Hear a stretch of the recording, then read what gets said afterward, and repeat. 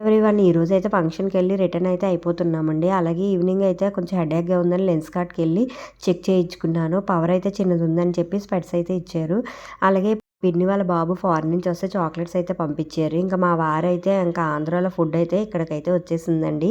Mori మిక్సరీ అలాగే అరటికాయ బజ్జీ అది ఇక్కడ దొరకదు. మా వారు ఎస్ఆర్ నగర్ వెళ్తే అక్కడి నుంచి అయితే తెచ్చారండి. ఇంకా నైట్ అయితే 7:00 అలాగా మేము వైభవలక్ష్మి పూజకి అయితే వెళ్ళాము విజయలక్ష్మి ఆంటీ వాళ్ళ ఇంట్లోని. ఇంకా మా పాప ఇంకా లక్కీ ఇంకో అమ్మాయి కూడా ఆరాధ్య కూడా ముగ్గురిని కూడా కూర్చోబెట్టేలా పసుపు రాసి బొట్టు పెట్టి వాళ్ళకైతే తాంబూలం అది ఇచ్చారు ఆంటీ.